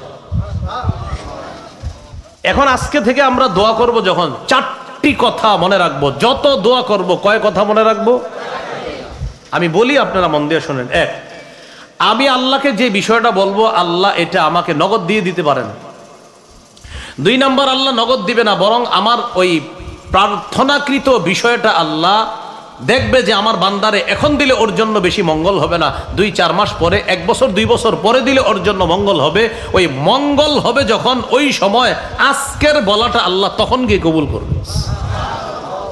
3 নম্বর, আমি আল্লাহর কাছে যা বলেছি, আল্লাহ আমার এই বিষয়টা আজকে কবুল না করে আমাকে অন্য বড় একটা বিপদ থেকে আল্লাহ বাঁচায় দিবে। 4 নাম্বার, উপরোক্ত 3টা যদি দুনিয়াতে আমার জন্য না হয়, কিয়ামতের ময়দানে আল্লাহ আমাকে জান্নাতের মধ্যে উঁচু মর্যাদা দিতে থাকবে। ওই বান্দা বলবে, আল্লাহ আমার এত মর্যাদা কেন হচ্ছে? আল্লাহ বলবে, দুনিয়াতে অসংখ্য দোয়া করেছিলাম, কিছু দুনিয়াতে মঞ্জুর করেছিলাম, কিছু মঞ্জুর করি নাই। ওইগুলা যে আমি রেখে দিয়েছিলাম, ওইগুলার পরিবর্তে আজকে তোমাদের এই জান্নাতের মর্যাদা বাড়ায় দিলাম। ওই ব্যক্তি তখন বলবে, দুনিয়াতে যদি আমার সবগুলা দোয়া কবুল না হইতো, এটা বলবে। তাহলে আজকে থেকে আমরা দোয়া করব, দোয়া কোনো মিস নাই, দোয়ায় কোনো লস নাই। প্রথম কথা, দোয়া ইবাদত, দোয়া করলেই সওয়াব। আবু দাউদের 1479 নম্বর হাদিস, আর দোয়া হুয়াল ইবাদা, দোয়া করাটাই ইবাদত। আমি যখন আল্লাহকে বলবো, আল্লাহ আমি একটা জুতার ফিতা কিনতে বাজারে যাইতেছি, আল্লাহ আমার জুতার ফিতাটা যেন ভালো হয়। হাদিসে আসছে, ছোট থেকে ছোট সব আল্লাহর কাছে চাইবা। আল্লাহ আমি একটা সুই কিনতে বাজারে যাইতেছি, আমার সুইটা যেন কারো ক্ষতিকারক না হয়। এই যে আল্লাহকে বললেন, বলার সাথে সাথে সওয়াব পেয়ে গেছেন। কারণ ইবাদত, কারণ কি? হ্যাঁ, এরপরে কথা হলো, আমার বিষয়টা কবুল কখন হবে? আল্লাহ যখন মঙ্গল চাইবে। আপনি দোয়া করছেন, আল্লাহ আগামী মাসের 1 তারিখে একটা ইন্টারভিউ আছে, চাকরিটা যেন হয়ে যায়, বেতন 30,000 টাকা, আপনার চাকরি হয় নাই। 2-3 মাস পরে একটা ইন্টারভিউ দিয়েছেন, ওই ইন্টারভিউতে আপনার চাকরি হয়ে গেছে, বেতন 50,000। আগের চাকরি হইলে বেতন হইতো 30, এখন 2 মাস পরে যেটা পাইলেন বেতন 50। বলেন তো, আল্লাহ তাআলা আপনার দোয়াটা সময় অনুযায়ী কবুল করেছে নাকি অসময়ে কবুল করেছে? তখন ওই ব্যক্তি কি বলে জানেন? আলহামদুলিল্লাহ, আল্লাহ ভালো হয়েছে, আগেরটা হয় নাই, এটা হয়েছে। হ্যাঁ, কি বলে? আলহামদুলিল্লাহ, আগেরটা হয় নাই, ভালো হয়েছে, এইটা হয়েছে, ভালো হয়েছে, এই চাকরিটা হয়েছে। আল্লাহ আপনার কাছে বলছিলাম আগের চাকরিটা, আল্লাহ বাঁচাইছে। বাড়িতে গিয়ে বলে, আম্মা আগের যে চাকরি ইন্টারভিউ দিছিলাম ওইটা হয়নি, ভালো হয়েছে। কেন? ওইটার স্যালারি ছিল 30, আর আজকে যে ইন্টারভিউ দিছি আম্মা, এটার স্যালারি হলো 50,000 টাকা। হ্যাঁ, আসল বিষয়টা রব করেছেন যে, বান্দা আমি জানি তোমার কখন মঙ্গল, ওই মঙ্গল দেখেই তোমার দোয়ার বিষয়টা আমি আল্লাহ মঞ্জুর করি। মনে থাকবিনি? তাহলে 6 নাম্বার, বর্তমান পরিস্থিতি থেকে উত্তরণের উপায় দোয়া করা। আল্লাহ সাহায্য করেন, আল্লাহর কাছে খুব দোয়া করা। 7 নাম্বার উপায়, আল্লাহর উপর ভরসা করে ধৈর্যের সাথে সাহায্যের অপেক্ষা করা। আবার বলছি, 7 নাম্বারটা গুরুত্বপূর্ণ উপায়, আল্লাহর উপর ভরসা করে ধৈর্যের সাথে সাহায্যের অপেক্ষা করা। যেটা আফগানিস্তান করছে, ফলাফল এখন ভোগ করতেছে। আফগানিস্তান করছে, ফলাফল ভোগ করতেছে। 20 বছর ধৈর্য ধারণ করছে, আর ভরসা রাখছে আল্লাহর উপর, না আল্লাহ দিবেই, আল্লাহ দিবেই, আল্লাহ দিয়ে দিস। আল্লাহর উপর ভরসা করে ধৈর্যের সাথে সাহায্যের অপেক্ষা করা। রাসূলুল্লাহ সাল্লাল্লাহু আলাইহি সাল্লাম বলেন, ই'লামু আন্নান নাসরা মা'আস সাবরি, জেনে রাখো ধৈর্যের সাথেই সাহায্য, জেনে রাখো ধৈর্যের সাথেই সাহায্য। সূরা আলী ইমরানের মধ্যে আল্লাহ বলেন, ইয়ানসুরকুমুল্লাহু ফালা গালিবা লাকুম, আল্লাহ যদি তোমাদেরকে সাহায্য করে, তোমাদেরকে হারানোর মতো কেউ নাই, কেউ তোমাদেরকে হারাতে পারবে না যদি আল্লাহ সাহায্য করে। তাহলে এই মুহূর্তে আল্লাহর উপর ভরসা করে ধৈর্যের সাথে আল্লাহর সাহায্যের অপেক্ষা করা। 6 দোয়া করা। 7 ভরসা করে ধৈর্যের সাথে সাহায্যের অপেক্ষা করা। আমরা অনেকে দোয়া করেই এরপরে চেক করি দোয়াটা কবুল হয়েছে কিনা, না এরকম না, ধৈর্যের সাথে অপেক্ষা করা। আল্লাহ তৌফিক দান করে। 8 নাম্বার উপায়, এটা গুরুত্বপূর্ণ উপায়, বলেন পরস্পরের মধ্যে ভ্রাতৃত্বের সম্পর্ক জোরদার করা।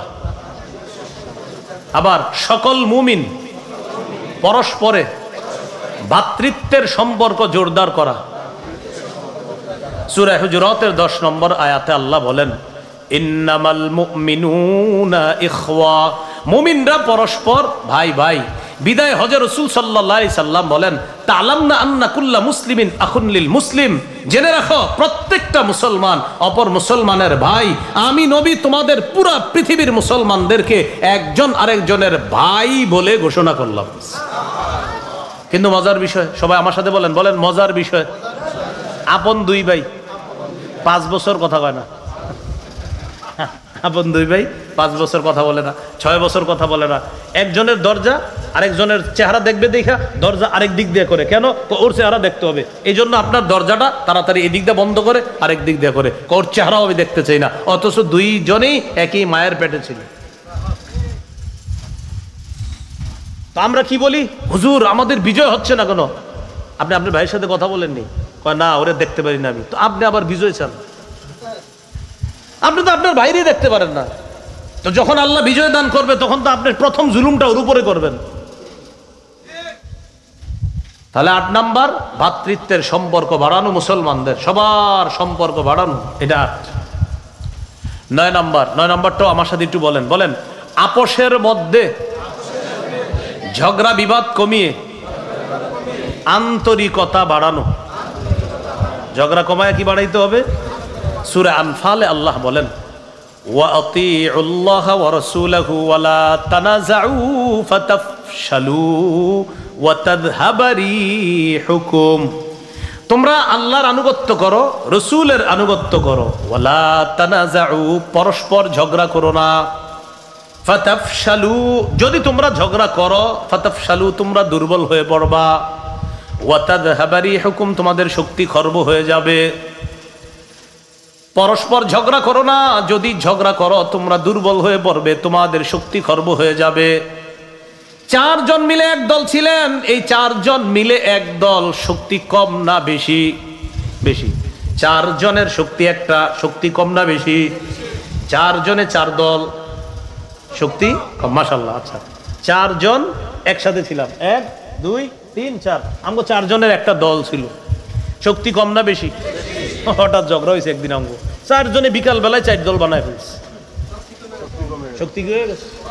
তো এইটাই তো হইতেছে, ডেইলি দল হইতেছে। কি হইতেছে? দল। তাপসের মধ্যে ঝগড়া কমতেছে কই? ঘটনা কি আপনি দল বানাইছেন কেন? আর বললেন না, ওরে ভালো লাগে না আমার, ও সভাপতি কেন, আমার কেন সভাপতি দেয় নাই, এজন্য আমার একটা। এজন্য আপনারাও একটা দল বানান, বলেন উপভোগ পার্টি। দলের নাম কি হবে? মানে এই দলের কাজ হলো খালি দেখবেন দেশে কি হয়, এটা আপনারা খালি উপভোগ করবেন, যে আমাদের দলের নাম উপভোগ পার্টি। আমারও একটা দায়িত্ব দিয়ে দিন, যে হুজুর আমরা খালি উপভোগ করবো, কি খালি দেখবেন সকালে এক দল হচ্ছে, বিকালে আরেক দল হচ্ছে। এই দেখবেন সকালে আমরা বলি দেখবেন মাঝে মাঝে কিছু ছবি শেয়ার করে বলে, ছবি যখন কথা বলে মানে বুঝায় এরা মিলে গেছে, বিকাল বেলায় শোনা যায় একজন আরেকজনের বিরুদ্ধে। মানে ছবি একটা দিয়ে বলে কি চোখের শীতলতা, তো চোখের শীতলতা লেখেই পরের দিন আবার লিখতেছে হয় পুরাপুরি কাছাকাছি চলে গেছিল, পরে আবার একটা সমস্যা হয়েছে। হইল কি?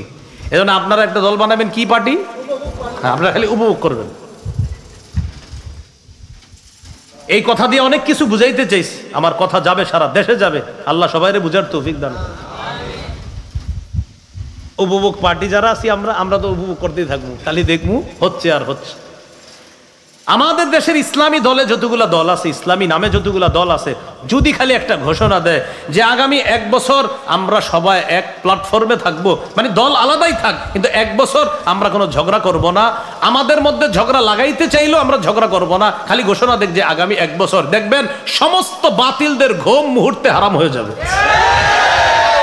সর্বনাশ! এই শুধু বাতিল না, ছোট থেকে বড় রাষ্ট্রের সবাই টেনশনে পড়ে যাবে। ইন্নালিল্লাহ। ঝগড়া না লাগাইলে কেমনে হবে? কিন্তু এটা ঘোষণা দেখ ইসলামপন্থীরা যে ভাই আমগো মধ্যে যতই দূরত্ব থাক 1 বছর আমাদের কোনো ঝগড়া হবে না, আমরা সবাই এক থাকবো, শুধু 1 বছর একটা ঘোষণা হোক যে 1 বছর কেউ ঝগড়া লাগাইলেও আমরা ঝগড়া লাগবো না, খালি ঘোষণা দেখ, দেখবেন আগামীকাল থেকে ইসলাম নিয়ে সবার মাথা ব্যথার কারণ শুরু হয়ে যাবে। 9 নম্বর উপায়টা ভালো করে মনে রাখবেন, পরস্পর ঝগড়া কমা, আন্তরিকতা বাড়াতে হবে। ওই যে চারজনই থাকতে হবে, আলাদা হওয়া যাবে না এরকম।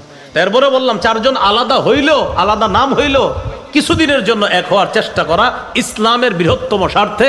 যে এখন ইসলাম নামটাই কিছু মানুষের কাছে অসহ্যের কারণ, তাই ইসলামী নাম দিয়ে আমরা যারা আছি আমাদের এক হওয়া এখন সময়ের দাবি, আমাদেরও দাবি। আমরা যারা উপভোগ পার্টিতে আছি আমাদেরও কি দাবি। আল্লাহ আমাদের এই কথাগুলো সবাইকে বুঝার তৌফিক দান করেন। এ হলো 9 নম্বর। 10 নম্বর, বলেন পৃথিবীর যে কোনো প্রান্তে একজন মুসলমান আক্রান্ত হলে আমরা সবাই আক্রান্ত হব, আমরা সবাই ব্যথা পাব। যদি ব্যথা অনুভব হয় বলেন, তাহলে বোঝা যাবে আমি মুসলমান। সুদূর ফিলিস্তিনের একজন মুসলমান যদি না খায় আমার কষ্ট লাগতে হবে, খানার সময় আমার চোখের মধ্যে পানি আসতে হবে যে আমার একজন মুসলমান ভাই আজকে না খায় আছে। আমার একজন মুসলমান ভাই না খাইতে খাইতে তার শরীরটা শুকায় গেছে, মারা গেছে। বিভৎস দৃশ্য, সেগুলো কিভাবে সহ্য করা যায় বলেন? আল্লাহ রসুল ঘোষণা করেছেন আল মুসলিমুনা কাজাসাদিন ওয়াহিদ। সারা পৃথিবীর তোমরা মুসলমান যারা, তোমাদেরকে আমি নবী একটা দেহের মতো বললাম। আজকে ফিলিস্তিনে যারা মারা যাচ্ছে ওরা আমার দেহের অংশ, আপনার দেহের অংশ, আপনাদের, আমাদের সকলের দেহের অংশ। আমার দেহের অংশ আজকে ক্ষত বিক্ষত, আমি আপনি চুপচাপ কিছুই করতে পারতেছি। আমার দেহের অংশ আঘাতপ্রাপ্ত, আমার শরীরে ব্যথা অনুভব হতে হবে। এই জায়গায় ইয়াং যুবক অনেক ছেলেরা আছেন, আপনার এই কথা মাথায় আসতে হবে যে আমি ঘন্টার পর ঘন্টা গুনাহ করতেছি আর আমার মুসলমান ভাই না খেয়ে মরতেছে, বেঈমানরা নির্যাতন চালায় তাদেরকে শেষ করে দিচ্ছে, এরপরেও আল্লাহ শব্দ থেকে তাদেরকে নড়াইতে পারতেছে না। আমি আপনি ঘন্টার পর ঘন্টা নাফরমানিতে আমার আপনার সময়গুলো নষ্ট করে দিচ্ছি, অথচ নবী বলছেন এই সে তোমার ভাই, আমি আপনি আমরা তার ভাই। আমার ভাইদের জন্য আমার আপনার কি টেনশন, কতটুকু টেনশন বলেন? তবে 10 নম্বর কথাটা গুরুত্বপূর্ণ। পৃথিবীর কোথাও একজন মুসলমান আক্রান্ত হলে, এই আমরা এখানে যারা আছি সবাই আক্রান্ত হতে হবে। সারা পৃথিবীর মুসলমান এই ব্যথা অনুভব করতে হবে যে একটা মুসলমান কেন আক্রান্ত, কেন? নবী বলছে এক দেহ। এবার দেখেন তো আমার দেহটার দিকে তাকান, এই যে আমি এইখানে ব্যথা পাইছি, ব্যথা কি শুধু হাতে অনুভব না পুরো শরীরে? হ্যাঁ, তো নবীজি বলছেন তোমরা সব মুসলমান এক দেহ। তো বলেন আমার দেহে আঘাত লাগলে শুধু ব্যথা সে পাবে না আমিও পেতে হবে? কারণ আমরা সবাই কয় দেহ। এলো 10 নম্বর। বর্তমান বিপর্যয় থেকে উত্তরণের 11 নম্বর উপায়, বলেন নির্যাতিত মুসলমানদের জন্য অর্থনৈতিক সাহায্যের ব্যবস্থা করা। অর্থনৈতিক সাহায্যের ব্যবস্থা করা। আমরা এই নরসিংদী, মনোহরদী যারা আছেন, যেভাবে পারেন সঠিক সোর্সের মাধ্যমে আপনারা এখান থেকেও ফিলিস্তিনের গাজাবাসীর জন্য অর্থনৈতিক সহযোগিতা সঠিক সোর্সের মাধ্যমে পাঠানোর চেষ্টা করবেন ইনশাআল্লাহ। ওলামায়ে হযরতদের সাথে যোগাযোগ করবেন, সঠিক সোর্স দিয়ে দিবে। ওই সোর্সের মাধ্যমে আমার ওই নির্যাতিত আক্রান্ত ভাইয়ের জন্য আমি সাহায্যের হাত বেরিয়ে দিব, আগে এগিয়ে দিব, বলেন ইনশাআল্লাহ।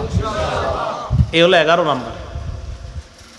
12 নম্বর, জুলুমের বিরুদ্ধে কঠিন আওয়াজ তোলা। কিসের বিরুদ্ধে?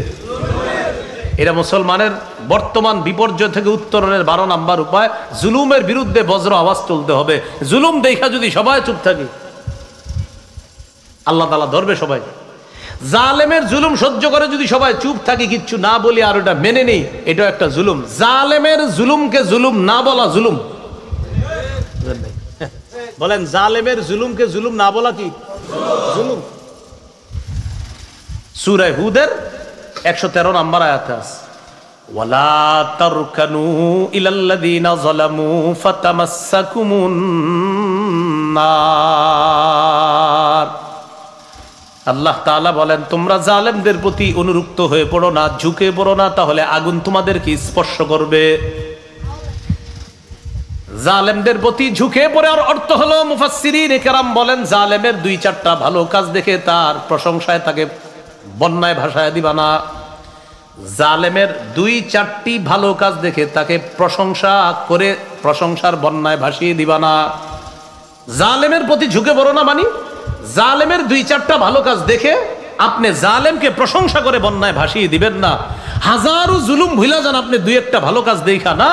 আল্লাহ বলে জালেমের অনুরক্ত হয়েও না, এর মানে হলো জালেমের দুই চারটা ভালো কাজ দেখা বললেন না যে আগেই ভালো ছিল, কত উন্নতি করছে, না, দুই চারটা ভালো কাজ দেখে হাজারো জুলুমের কথা আপনি ভুলে যেতে পারেন না। আল্লাহ বলে সাবধান, জালেমের প্রতি ঝুঁকে পড়ো না। মুফাসসিরিনে কেরাম বলেন জালেমের প্রতি ঝুঁকে যাওয়ার অর্থ হলো জালেমের দুই চারটা ভালো কাজ দেখা তার সমস্ত জুলুমের বিরুদ্ধে কথা বলা বন্ধ করা যাবে না, বরং তার জুলুম এটা জুলুম বলতে হবে। এটা কি করতো? জুলুমের কথা বলতে হবে, বজ্র কণ্ঠে আপনি এটা বলতে হবে। এ হলো 12 নাম্বার। 13 নাম্বার বলেন মুমিন বিলাসী জীবন বর্জন করতে হবে। এটা 13 নাম্বার। মুমিন বিলাস হয়ে গেছে, বিলাসী জীবন যাপন করে সবাই। কি হয়েছে? কয় যা তুই যা। ভাই আপনি যাবেন না? আল্লামা আহমদ শফী রহমতুল্লাহ আলাই কথার কথা, অমুক আলেম বলছে ঢাকা আমাদেরকে যাইতে, আপনি যাবেন না? আরে যা তোরা যা, আসি। ভাল লাগে না। উনি বিলাসী জীবনে আছে, উনি ঘরে বসে থাকবে। মুমিনের জীবনে টাকা পয়সা আসতে পারে কিন্তু তার জীবন বিলাসী হবে না। মুমিনকে দেখলে মনে হবে আচ্ছা উনি ব্যস্ত নাকি? কয় হ্যাঁ। কিসে?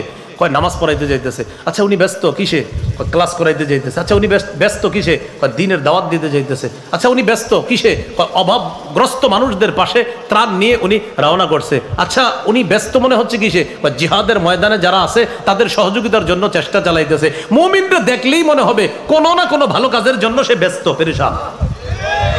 মুমিন বিলাসী হবেন। মুমিনকে দেখলে মনে হতে হবে ভাই আপনার কি সমস্যা, কোনো টেনশন আছে? না না ভাই কি হয়েছে? দাওয়াত ও তাবলীগের একটা দল আসছে, তাদেরকে কিভাবে আমাদের এলাকায় দাওয়াতের কাজটা সুন্দরভাবে করানো যায় একটু চিন্তিত হয়ে আছি। আবার একটু পরে দেখছেন উনি টেনশন আছে। ভাই কি হয়েছে? আপনি এখনো আবার টেনশন? এখন টেনশনে আছি, মেহমান আসছে তাদেরকে খাওয়ানো যায় কিভাবে। এরপরে আবার টেনশন। কিসের টেনশন ভাই?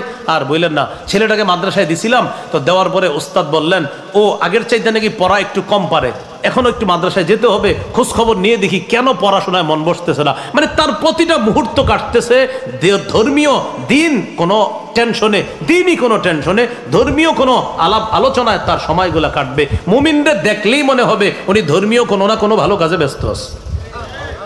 বিলাসী না, কি না? বিলাসী একদম পুরা অলস জীবন। মুমিন এটা বর্জন করতে হবে। তিরমিজির হাদিস 2320 নম্বর হাদিস। রাসূলুল্লাহ সাল্লাল্লাহু আলাইহি সাল্লাম বলেন লাউ কানাতিদ দুনিয়া ইনদাল্লাহি জানাহা বাউদাতিন মা সাকা কাফিরান মিনহা শারবাতা মা।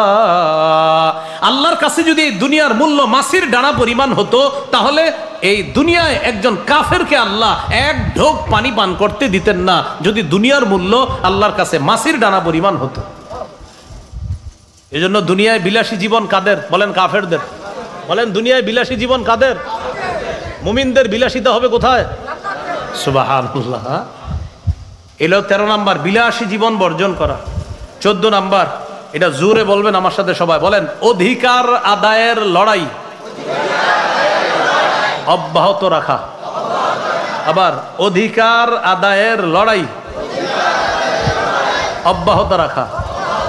মুসলমানদের অধিকার আদায়ের লড়াইয়ের নাম হলো পবিত্র জিহাদ। এটা 14 নম্বর। অধিকার আদায়ের লড়াই অব্যাহত রাখা। বলেন তো আমাদের অধিকার আদায়ের লড়াইয়ের নাম কি? জিহাদ। এই জন্য এটা হলো অধিকার আদায়ের লড়াই। জিহাদ শব্দ শুনলে গার্জিয়ান যারা আছে তারা কয় ইন্না লিল্লাহ। গার্জিয়ান যারা আমাদের অভিভাবকরা, এই সাবধান সাবধান, হুজুর রাজা বসে থাক। জিহাদ শব্দ একটা পবিত্র শব্দ, এটা মুসলমানদের অধিকার আদায়ের লড়াই ছিল। এই শব্দ মুসলমানদের মধ্যে এখন উল্টা ভাবে বেঈমানরা প্রবেশ করায় দিচ্ছে। মুসলমানদের কাছে নাটক সিনেমা এইগুলা বললে ভালো লাগে, কিন্তু জিহাদের কথা বললে মুসলমান এখন টেনশনে পড়ে যায়। তা কেমন মুসলমান? বলেন ক্রেতা বিক্রেতা, দ্রব্য মূল্য, বাজার। বলেন ক্রয় বিক্রয়ের জন্য মৌলিকভাবে 5টি জিনিস প্রয়োজন: ক্রেতা, বিক্রেতা, দ্রব্য মূল্য, বাজার। বলেন ক্রেতা হলেন আল্লাহ, বিক্রেতা মুমিনগণ, দ্রব্য জানমাল, মূল্য জান্নাত। ক্রেতাকে? বিক্রেতা মুমিনগণ। দ্রব্য জানমাল, মূল্য জান্নাত। আবার বলেন, ক্রেতাকে? বিক্রেতা, দ্রব্য জানমাল, মূল্য জান্নাত। এবার বলেন, বাজার জিহাদের ময়দান। বলেন, এই কথাটি সূরা তাওবায় আলোচনা হয়েছে 111 নম্বর আয়াত। ইন্নাল্লাহা আশতারা মিনাল মুমিনিনা আনফুসাহুম ওয়া আমওয়ালাহুম বিআন্না লাহুমুল জান্নাহ।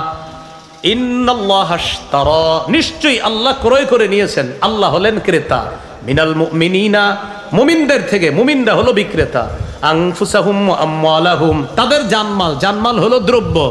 বিআন্না লাহুমুল জান্নাহ, বিনিময় হলো জান্নাত। জান্নাত হলো মূল্য।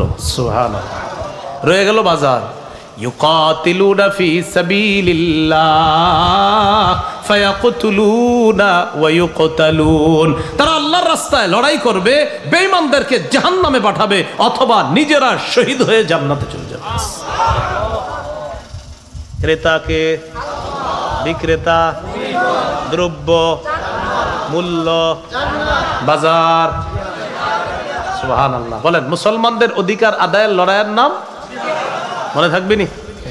এই হলো 14 নাম্বার, অধিকার আদায়ের লড়াই অব্যাহত রাখা। 15 নাম্বার, একজন আদর্শ যোগ্য শাসক নির্বাচন করা।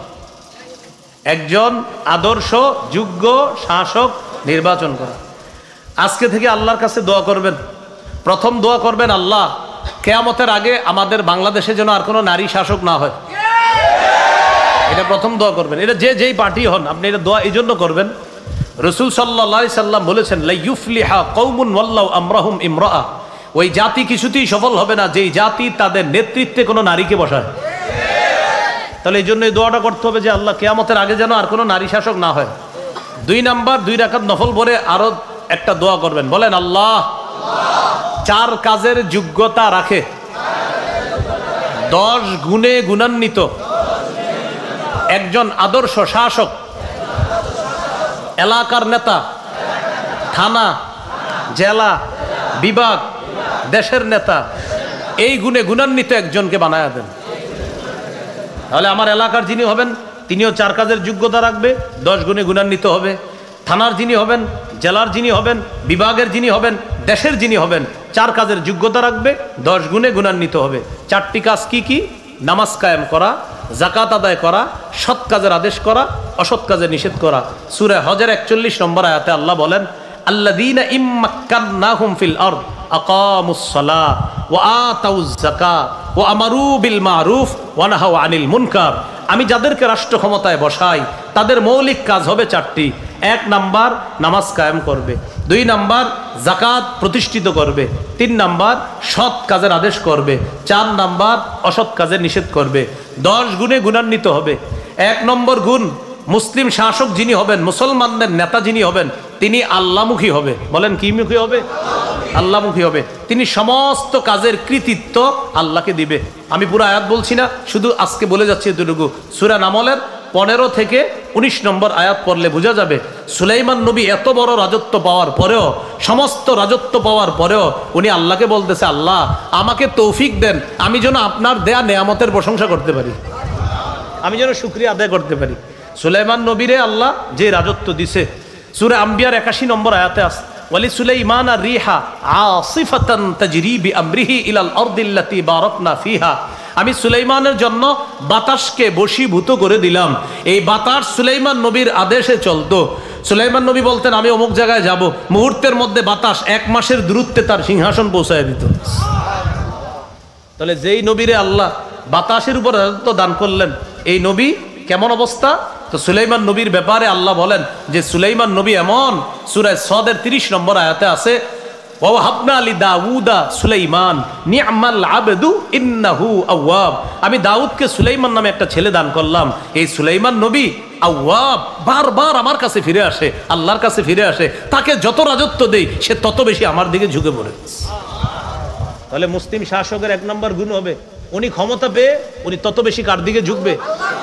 আল্লাহর দিকে ঝুঁকবে। এই জন্য বিষয়টা যেন এমন না হয় যে আপনাদের দায়িত্ব নেওয়ার আগে মাথায় টুপি হাতে তাসবিহ আর বললাম ঠিক আছে, এরপরে আবার ঘটনা ঘটে যাওয়ার পরে আবার টুপি কোথায় গেল, তাসবিহ কোথায় গেল, এরকম যেন না হয়।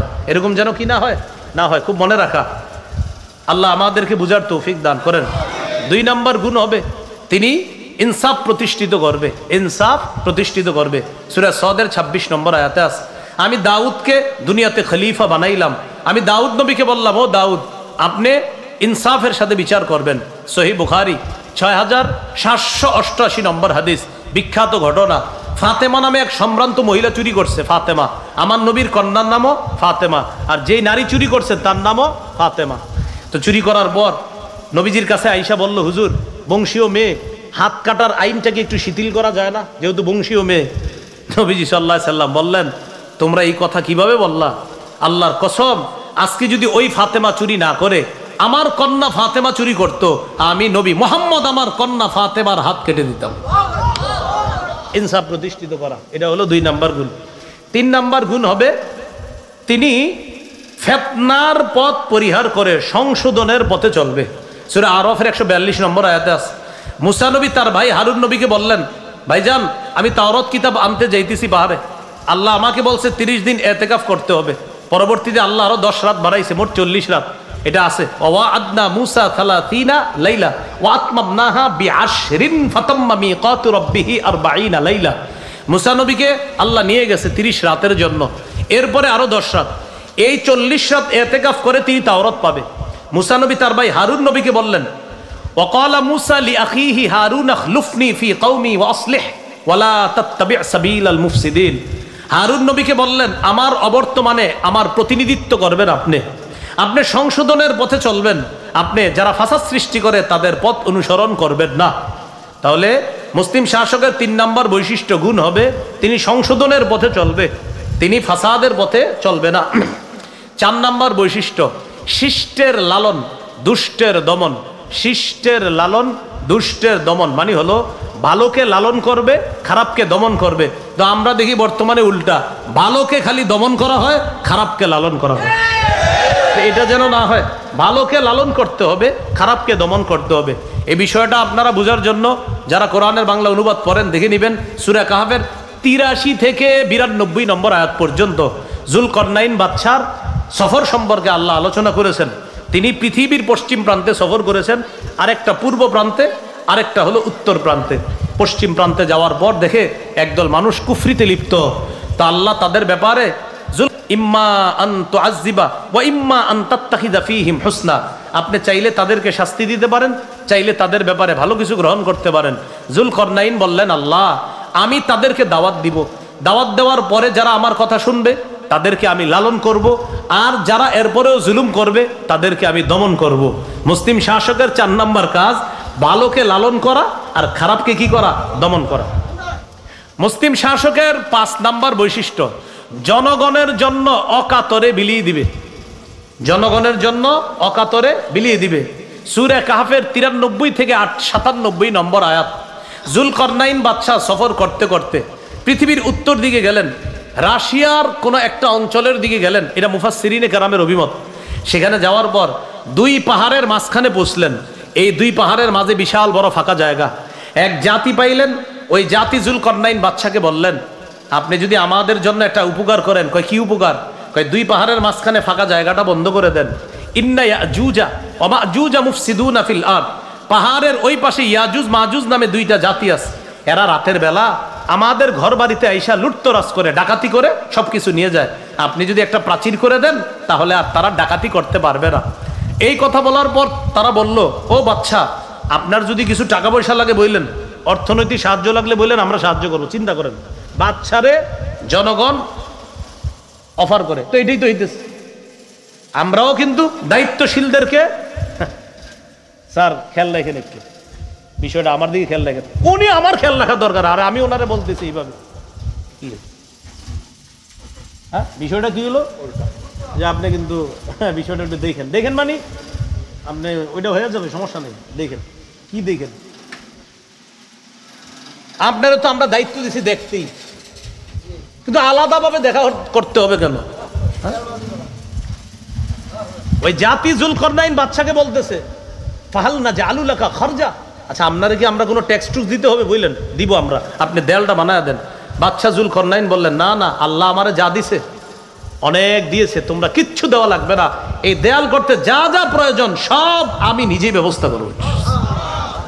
এই হলো মুসলিম শাসকের 5 নম্বর বৈশিষ্ট্য, জনগণের জন্য অকাতরে বিলিয়ে দেওয়া। বাস্তবিকই তিনি দেয়াল করে দিয়েছেন, সেখানে আপনার লোহার পাত দিয়ে আর গলিত সীসা ইত্যাদি দিয়ে তিনি সুন্দর দেয়াল করে দিয়েছিলেন।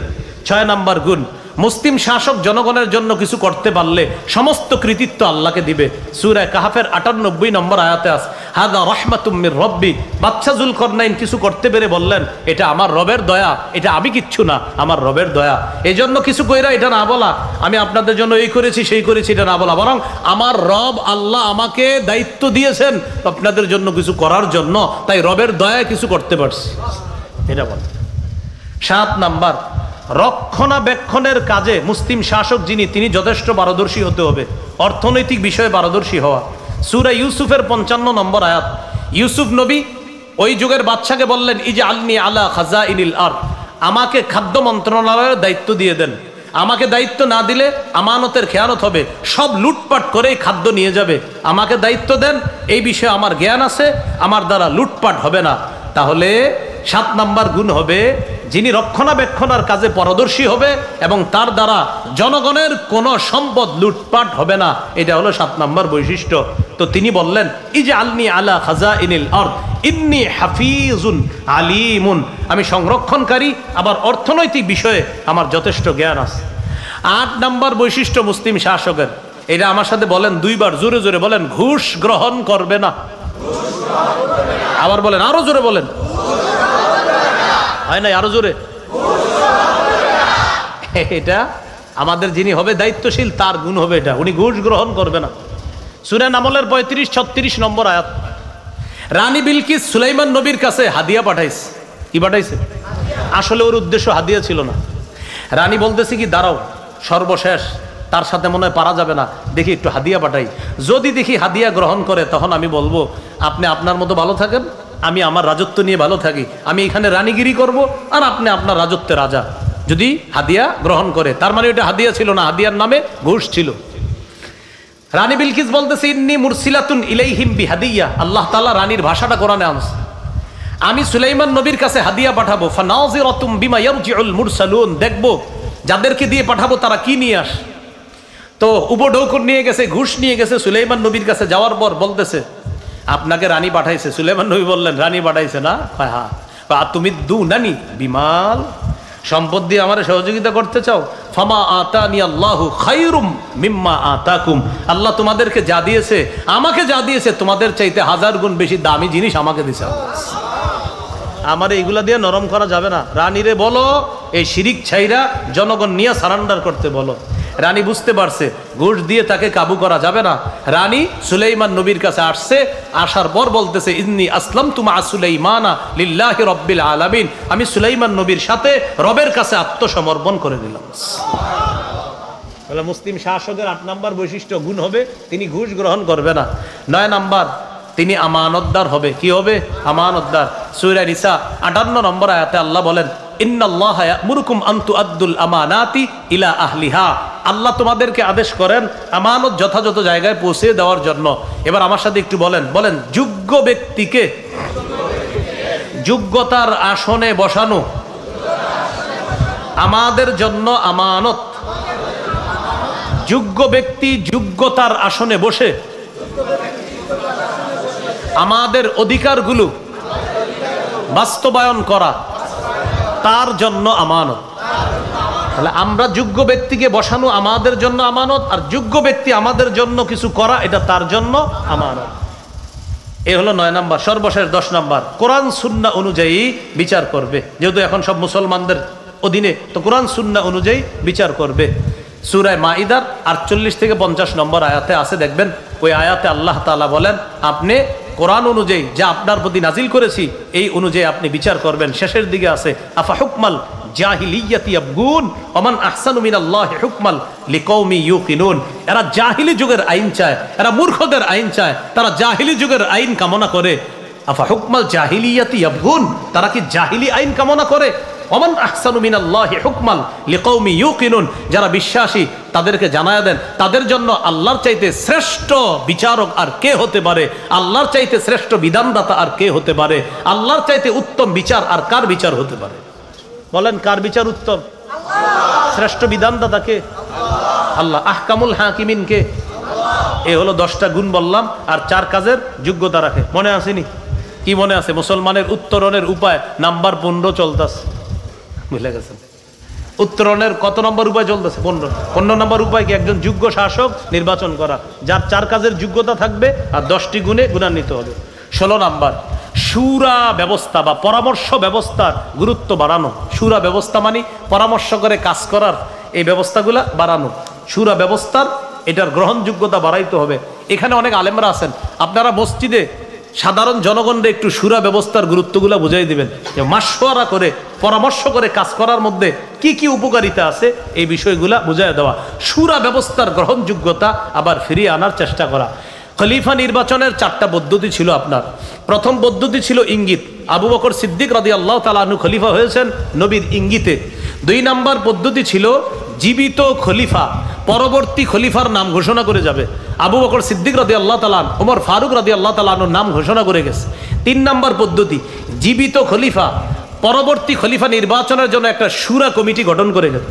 হযরত ওমর 6 জনের একটা শুরা সদস্য গঠন করে গেছে। তাদেরকে বলছে, আমি চলে যাওয়ার পর তোমরা 6 জনে একজন খলিফা বানাবা। আর 4 নম্বর পদ্ধতি, জনগণের মধ্যে অভিজ্ঞ কিছু ব্যক্তি এক ব্যক্তির হাতে গিয়ে বায়াত হবে, তখন জনগণ তাকে খলিফা হিসাবে মেনে নেবে। এই 4 পদ্ধতি ছিল। তো এর মধ্যে একটা ছিল শুরা পদ্ধতি। কি পদ্ধতি? মানে পরামর্শ ভিত্তিক কাজ করা, এটা ছিল। তো এই শুরা পদ্ধতিটার গ্রহণযোগ্যতা আবার ফিরিয়ে আনা, জাতির সামনে বোঝানোর চেষ্টা করা। সর্বশেষ 17 নাম্বার, বলেন শত্রুকে শত্রু হিসাবে গ্রহণ করা, বন্ধু বানানো যাবে না। এটা হলো 17 নাম্বার। এটাই সর্বশেষ আজকে বললাম।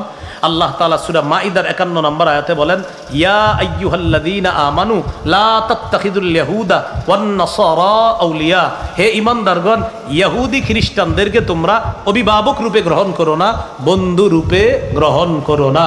17টা উপায় বললাম মুসলমানদের বর্তমান পরিস্থিতি থেকে উত্তরণের। মন দিয়ে শোনেন, আমি একবারে 17টা আবার বলি।